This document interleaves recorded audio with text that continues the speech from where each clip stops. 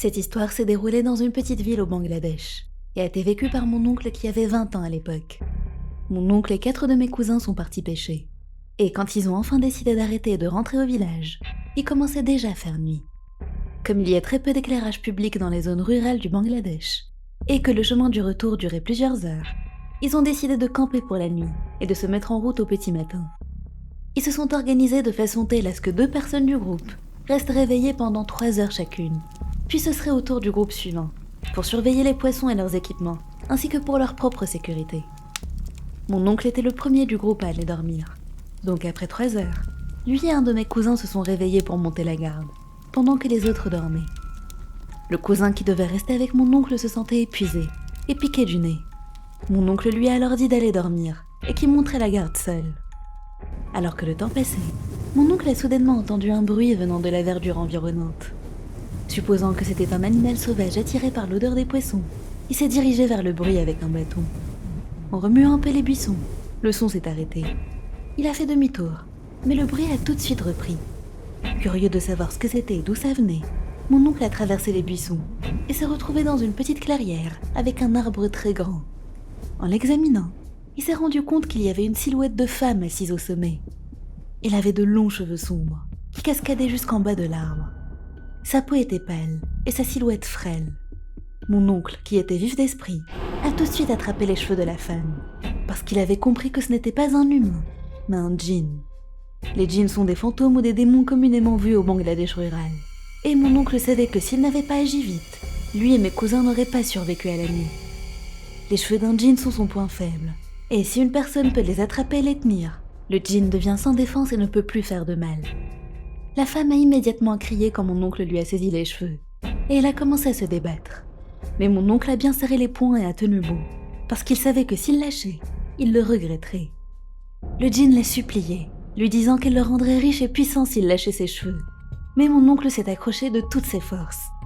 Après un long moment, le djinn a abandonné, et mon oncle, qui était épuisé, s'est endormi avec ses mains toujours serrées autour des cheveux du djinn.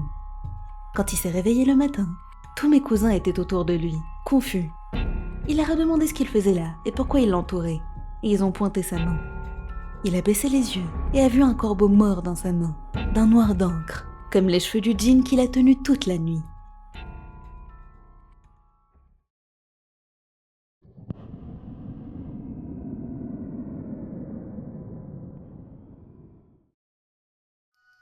Cette histoire est arrivée à Mark il y a quelques années, quand il travaillait dans une entreprise à Londres.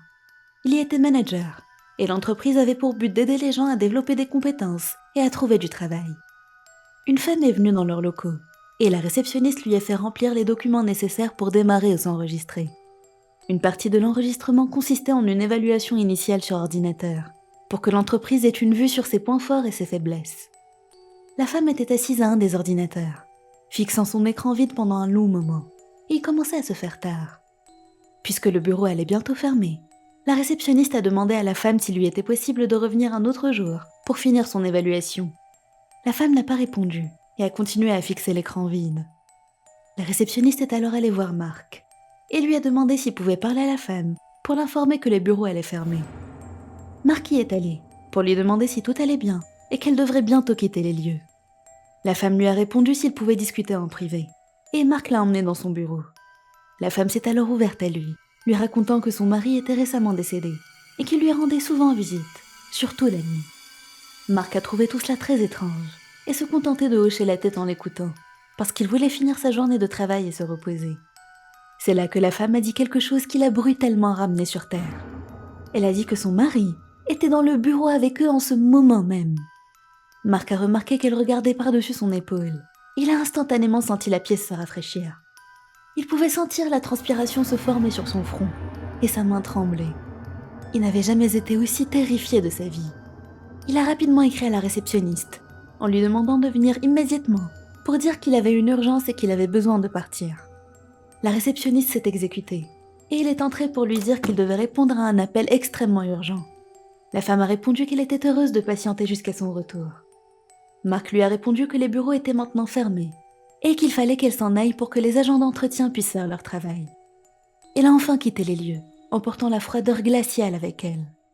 Mark est tout de suite allé voir la sécurité, pour leur dire de ne pas la laisser entrer si elle revenait.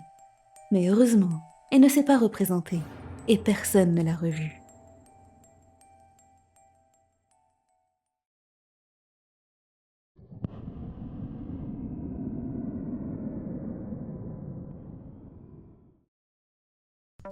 Je m'appelle Vanessa, et j'habite dans le Royaume-Uni. Je suis l'aînée des 4 enfants de mes parents, et cette histoire concerne principalement mon plus jeune frère, qui n'était qu'un bébé à l'époque. Un jour après l'école, j'étais dans ma chambre avec ma petite sœur et mon petit frère, attendant que nos parents rentrent enfin du travail. Ma sœur et moi étions sur le lit en train de regarder des vidéos YouTube, et mon petit frère était par terre, en train de jouer et de ramper partout. C'était une routine pour nous, et ça ne durait qu'1 heure ou 2 le temps que nos parents reviennent. Comme je viens de le dire, mon petit frère adorait ramper partout, et à ce moment-là, la porte du placard était ouverte. Maintenant que j'y repense, c'était bizarre parce que cette porte était toujours fermée. Ce placard n'est pas très utilisé. Il est rempli de cartons d'objets que ma mère ne veut pas jeter. Puisque la porte était ouverte, mon frère y est entré et s'amusait avec les cartons. On l'entendait glousser de rire en jouant.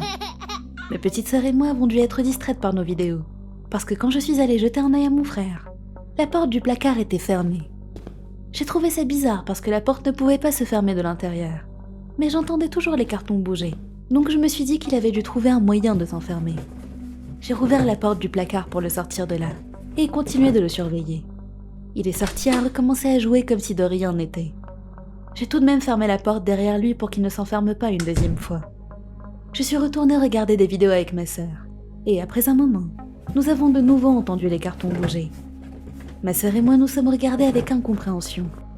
J'ai regardé la porte pendant un moment, en essayant de comprendre ce qui faisait ce bruit, quand elle a commencé à trembler. À trembler comme si quelque chose voulait sortir de là. Je me suis dit que c'était encore mon petit frère, même si ça me paraissait improbable. La porte a continué à trembler, et au même moment, mon autre frère est entré dans la chambre pour récupérer quelque chose. Je lui ai demandé d'ouvrir la porte du placard pour laisser notre frère sortir. Il m'a alors répondu d'un ton confus. « Qu'est-ce que tu veux dire ? Il est juste là, derrière moi. » Quand je l'ai entendu dire ça, j'ai senti mon sang se glacer. On est sortis en courant de la chambre, et nous avons tout raconté à notre mère quand elle est rentrée. Elle ne nous a pas cru, ce qui ne nous a pas étonnés. Mais laissez-moi vous dire que je n'ai plus jamais ouvert cette porte, et je l'ai même barricadée avec un meuble TV. Des choses étranges ont continué à se passer dans notre maison après ça. Des coups sans raison contre la porte et les murs, des ombres noires, et des apparitions étranges dans le miroir. Ça fait 3 ans depuis cet incident, et je me demande encore ce qui peut bien se cacher dans mon placard.